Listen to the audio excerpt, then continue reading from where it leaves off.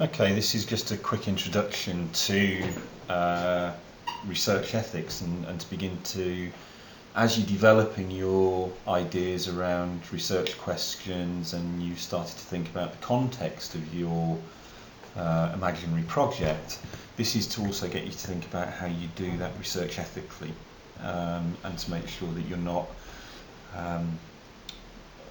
exploiting people or doing things that actually are illegal. If we start off by thinking about the underlying principles of educational research, these different quotes give you a useful way into thinking about this. So, research ethics is really about a commitment to honesty, being honest with people about what you've found and how you've carried out your research, and also an avoidance of plagiarism. So when you're taking ideas from others, being honest about it. Respect for the dignity and privacy of those people who are the subjects of your research, so that you're thinking about the human aspect of the work that you're doing. And also that you are undertaking a process that is about, in some way, shape or form, the pursuit of truth. So you're trying to do things accurately, you're trying to do them carefully. But also, if you're undertaking research, you have to also think about undertaking how you, in a sense, publicise that research to others. Research is defined as any form of disciplined inquiry that is trying to contribute to our understanding of things. And within that, research ethics is looking, as it says here from the ESRC, it's referring to the moral principles that guide that research, all the way from you beginning to think about it through to the completion and publication of results, if you do actually publish. And therefore it embodies both individual and communal codes of conduct. There are recognised community aspects to research ethics and ensuring that you operate in an ethical manner.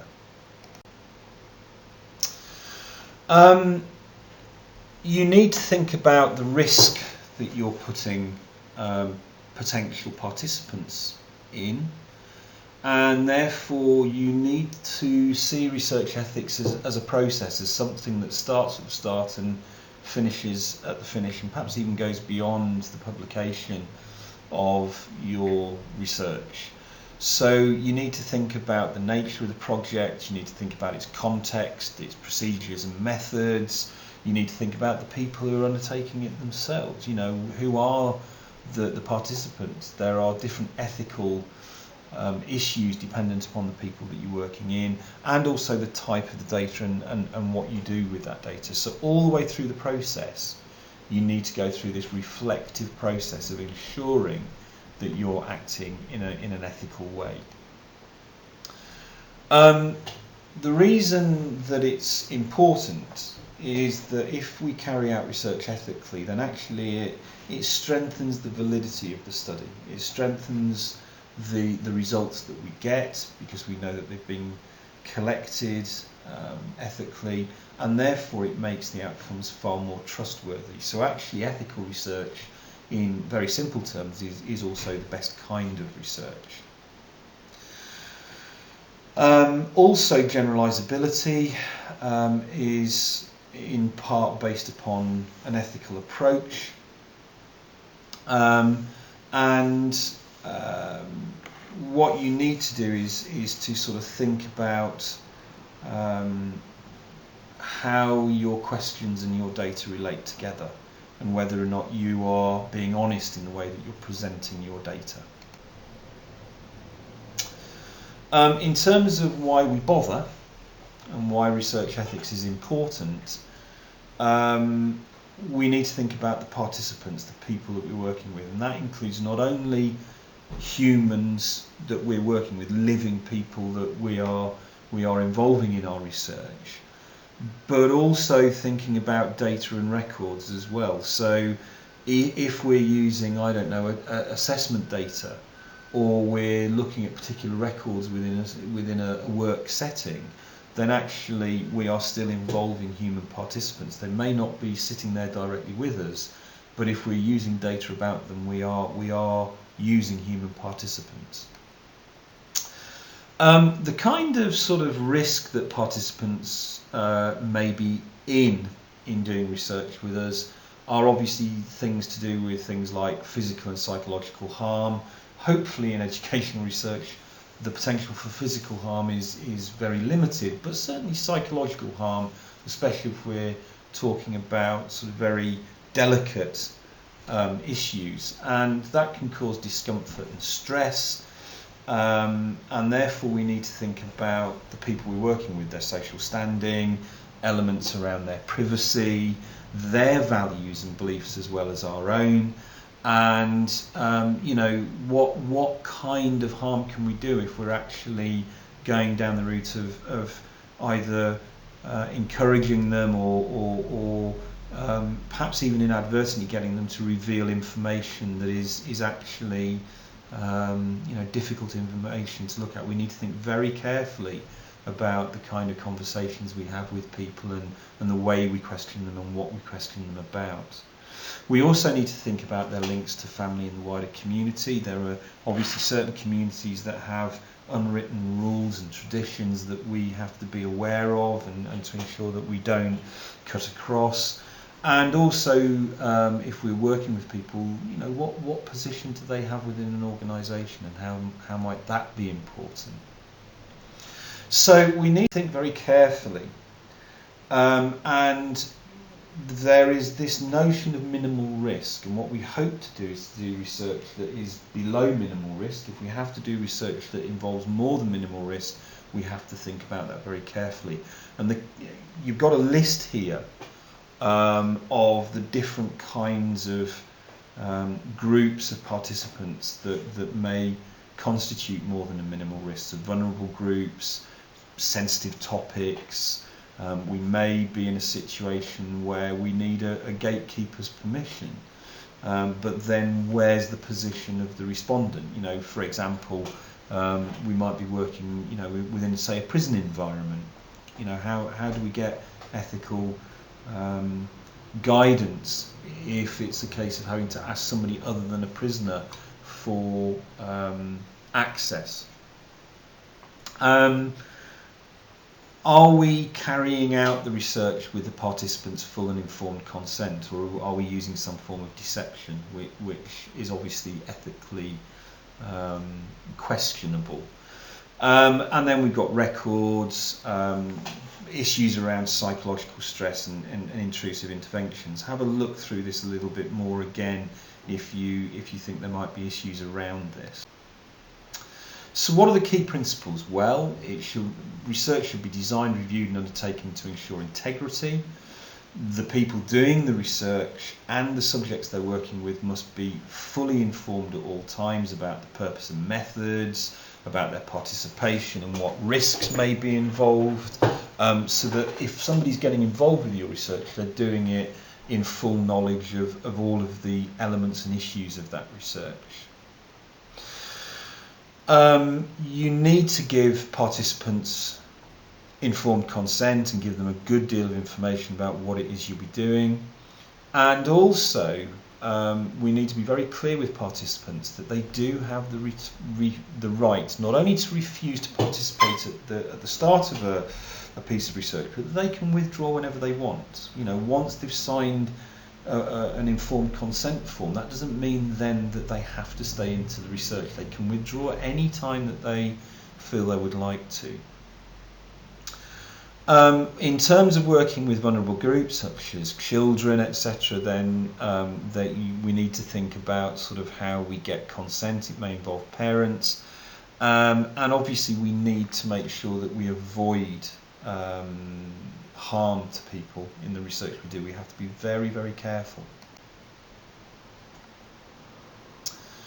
So, some of the dilemmas that you need to think about. You might want to sort of pause some of these and think about them at some point. You know, after a gate deal negotiation, you're able to film preschool classrooms in another country. So far the teachers have welcomed you, but naturally they're a little nervous about the presence of the camera. You reassure them that you simply want to make a video about a child's day focusing on ordinary classroom activities. You want to record as much as possible to show colleagues at home how children abroad live and learn. The video will also form an important element in your research project. Luckily, the children do not seem to mind you filming. As you follow the children with the camera, several boys and girls suddenly take potties from the corner and go to the toilet in the classroom. This seems normal and may be of interest to many teachers at home. However, some may be offended if they see it. The other children and the classroom teachers may see you filming this. They haven't noticed yet. They could take offence or lose face when they realise you want to show such recordings to foreigners. What are your opinions for action? What would you do? It's a very interesting dilemma, and think about sort of whether A, it's appropriate, and B, how it pans out with some of the things we've already said. Another dilemma. You're conducting a study on the language of meetings. During the normal staff meeting, you take part as a member of staff. From time to time, some teachers write down key points. However, you keep writing as much as possible of participants' actual words as they contribute to the discussion. You pay particular attention to the words of the person chairing the meeting, who is sitting at the far end of the room. Colleagues sitting near to you notice that you are busy writing. They peer over your shoulder and read your notes. Again, what are the issues around this? Is that okay, or is that sort of breaking confidences and laying somebody else open to potential problems? So you need to think critically about the kind of process you're involved in, and how you try to chart a course that is fair to everyone but also allows you to collect your data. And therefore, what you need to do is to think about how you would act with different people. So thinking through sort of implementing principles, the responsibility for the conduct of any research rests with the principal investigator. So if there's a group of you working, whoever is leading the research is ultimately responsible for ethics. If you're working alone, obviously it's your own personal responsibility. If risks are identified, they need to be discussed with participants to actually decide how they're going to be overcome, so that it's done through informed consent. But we have this issue that obviously informed consent may not always work. For example, here, researching crowd behaviour. You may also have the problem with the idea that if you're working with people who are doing something illegal, again, written consent may actually cause risks for the people involved. So this isn't a cut and dried sort of set of issues. There are dilemmas that you really need to think about, and when you get into doing research for proper, one of the things that is useful to do is to keep a research diary, and through that actually reflect and think about some of the decisions you're making and why you're making them in the way that you are. Institutions also have an overview of the work of researchers. So for example, if you're doing research as a University of Leicester student, then obviously the university is overseeing the work that you do. So if you're making a research ethics proposal, what do you need to include? Well, you need the aims of the research, so it's clear what it is you're hoping to do, the background to the research, the study design, in other words, what kind of methods you're going to use, some idea of who the participants are, how many, etc., the methods of data collection and analysis, and then if you are using secondary data, responding to any kind of limitations that may have been put on the use of secondary data. You also need to give some idea of the benefits and risks to those involved, so that people are making clear and reasoned decisions. You also need to think about how you're going to work through informed consent, and then also what the expected outcomes and benefits are. Okay. You also need to give some very clear idea about how you intend to keep um, anything that you collect confidential, so that people can act knowing that what they say to you is confidential, how you're going to retain people's privacy and anonymity, so how you're going to use quotes and how you're going to put those quotes across in research, because you can't use people's names. You should always anonymise school names, for example, so that schools are not identifiable, and also how you're going to make sure that the data that you collect is protected, to make sure that nobody else can get a hold of it and have a look. Here are some useful references. I think the main thing to say is that it is quite natural, having talked about all of these issues, to in some ways feel a little bit worried, a little bit scared that you might be doing something unethical. You shouldn't really worry about the ethics of a project, as long as you are constantly reflecting and thinking about what you're doing and ensuring that you're not bringing any harm to either the participants or yourself. And if in doubt at any point when you start doing research, obviously a supervisor or a more experienced researcher you might be working alongside, just ask for advice. Always just keep asking questions. Don't feel that any question is too small or silly to ask.